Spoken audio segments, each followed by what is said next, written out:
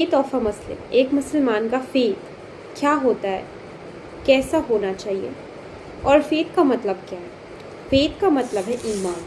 अब एक इंसान का, एक मुसलमान का ईमान कैसा होना चाहिए। हमारा ईमान तो बहुत स्ट्रांग होना चाहिए, बट फिर भी इतना नहीं है। फिर भी क्या क्या चीज़ें जो होनी चाहिए कंपलसरी है, मतलब बाकी चीज़ों पे कम बेसी हो सकती है, बट कुछ चीज़ें हैं जो कंपलसरी वो एक मुसलमान में होनी चाहिए, तभी वो मुसलमान है। तो चलिए जानते हैं फर्स्ट फेथ क्या होता है। Faith means to believe completely in something. Faith का मतलब होता है किसी चीज़ में पूरी पूरी पूरी तरह से यकीन रखना, पूरी तरह से यकीन होना, विश्वास होना। Faith is a feeling that something is true. Faith एक ऐसा एहसास है जो आपको पता है कि वो सच्चा है, वो सच है। जैसे कि हमने अल्लाह को नहीं देखा बट हमें पता अल्लाह है।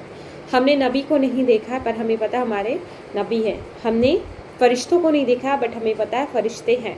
और ऐसी चीज़ें जो अल्लाह ने कही हैं उस पर हमारा ईमान है, हम उस पर ईमान रखते हैं, सच्ची बातें हैं, ये हम जानते हैं, हक है। जैसे डे ऑफ जजमेंट, क़यामत का दिन आने वाला है, आएगा, इस पर हमारा ईमान है। तो ये होता है ईमान।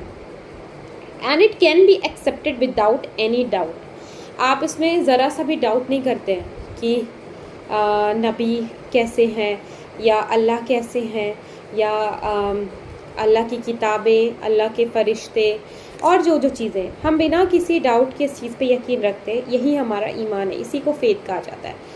फेथ मीन्स कि आपको किसी चीज़ पे इतनी मजबूती से यकीन हो कि दुनिया कुछ भी कहे, आपको यकीन है कि नहीं, आप इस चीज़ को गवाही दे रहे। क्योंकि जब हम पहला जब भी कोई कलिमा पढ़ते हैं तो कलमा होता है अशहदु अल्ला इलाहा इल्लल्लाहु व अशहदु अन्ना मुहम्मदन अब्दुहु व रसूलुहु। ए अल्लाह, मैं गवाही देता हूँ कि नहीं है कोई माबूद सिवाय अल्लाह के, और मोहम्मद मुस्तफ़ा सल्लल्लाहु अलैहि वसल्लम अल्लाह के बंदे और उसके रसूल हैं।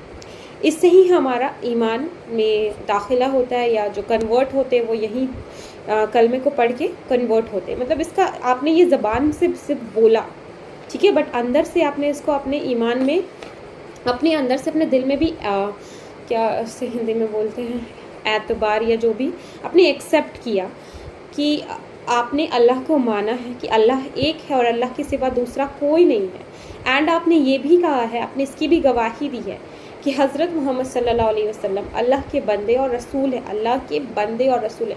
अगर हम इस चीज़ का मतलब लिटरली समझ जाए ना, तो आधे से ज़्यादा जो ये फ़िरके बटे हुए हैं वो सारी चीज़ें ना हो, बहुत सारे मसाइलें जो हो रही है वो सारी चीज़ें ना हो। देन मुस्लिम हैज़ फेथ, ईमान इन, जो मेजर चीज़ें हैं वो है आपकी फर्स्ट अल्लाह पे आपका ईमान है। दूसरा है द एंजल्स, अल्लाह के फ़रिश्तों पे, द बुक्स ऑफ अल्लाह, अल्लाह की किताबें। अल्लाह ने किताबें भेजी हैं बहुत सारे नबियों को अलग अलग टाइम पे, अलग अलग जगहों पे। तो जब से आदम अलैहिस्सलाम आए हैं तब से बहुत सारी किताबें भी आई होंगी, जिसमें से 4 मेजर किताब हैं जो हम लोगों को पता है, तौरात, इंजील, जबूर और कुरान। जिसमें से 3 में चेंजेस हो गए और एक रह गई कुरान शरीफ, जिसकी हिफाजत अल्लाह ने खुद पे ली कि मैं, मतलब अल्लाह ने कहा इस पर कुछ भी चेंजेस नहीं किए जा सकते। ये पूरी तरह से कुरान कंप्लीट है। आपको दुनिया की नॉलेज चाहिए, आपको मेडिसिन से नॉलेज चाहिए, आपको जियोग्राफी की नॉलेज चाहिए, साइंस की नॉलेज चाहिए, सब कुछ कुरान में है। ज़िंदगी कैसे जीना है, सब कुछ कुरान में है। अगर हम कुरान फॉलो करेंगे तो हमें शायद साइंस का जो बहुत हार्ड कॉन्सेप्ट है वो इजीली समझ में आने लगेगा, और बहुत ही इजी लैंग्वेज पे। कुरान शरीफ में अल्लाह ने सब कुछ मेंशन किया, इसलिए बहुत सारे जो साइंटिस्ट हैं, बहुत सारे जो आपके रिसर्च करते हैं, वो जब कुरान शरीफ पढ़ते हैं, पहले तो वो कुरान शरीफ, मतलब अल्लाह को नहीं मानते हैं और बहुत ज़्यादा एंटी इस्लाम होते हैं, मतलब नफ़रत करने वाले होते हैं कि बहुत ज़्यादा इस्लाम से नफ़रत करते हैं, मुसलमानों से नफ़रत करते हैं। एंड देन जब वो कुरान शरीफ पढ़ना स्टार्ट करते हैं तो लिटरली वो फील करते हैं कि इससे सच्ची किताब और कोई हो नहीं सकती है। मतलब वो चीज़ें बताई गई हैं जो साइंस अभी जा कर के खोजता है, जैसे बैंग थ्योरी, 2 सीज़ का अलग रहना, जैसे रेड सी जो है मिलती नहीं है कुरान शरीफ में।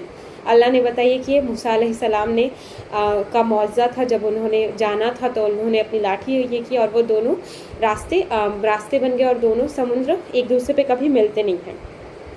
और भी ऐसी बहुत सारी कि सूरज का जो होता है वो अपने ऑर्बिट पे घूमता है, अर्थ वगैरह जो उसके चारों तरफ अपने ऑर्बिट पे घूम रहे होते हैं, एंड सन कभी डूबता नहीं है।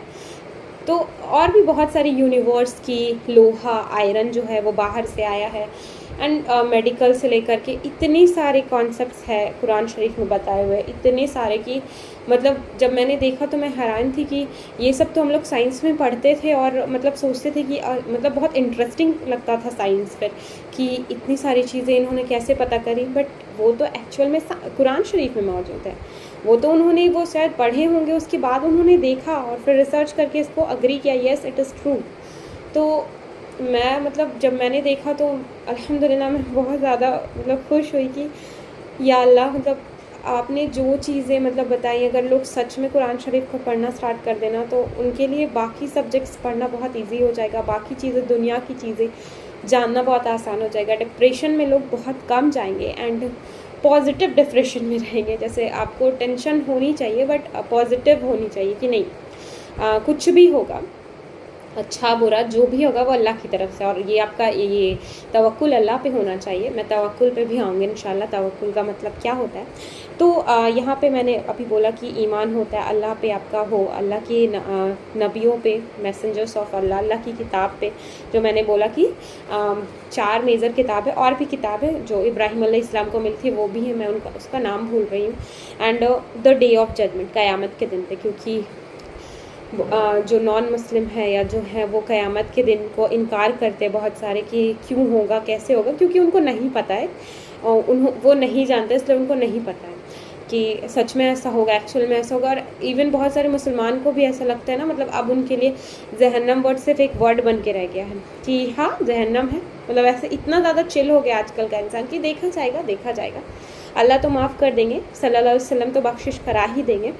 तो सल्लल्लाहु अलैहि वसल्लम उनकी बख्शिश नहीं कराएंगे, जो मतलब कहा गया ना कि सल्लल्लाहु अलैहि वसल्लम उनकी बख्शिश नहीं करा पाएंगे जिनको कुरान ने जाने से रोक दिया हो। कुरान ने जाने से रोका दैट मीन्स जिन्होंने शिर्क किया हो, जिन्होंने ऐसे ऐसे गुनाह किए हो जो मतलब माफ़ी के लायक नहीं है। आपने हाँ तौबा करी, सच्चे दिल से करी, तो अल्लाह आपको माफ़ कर देंगे। अल्लाह बहुत रहमान है, गफ़ूरुर रहीम है।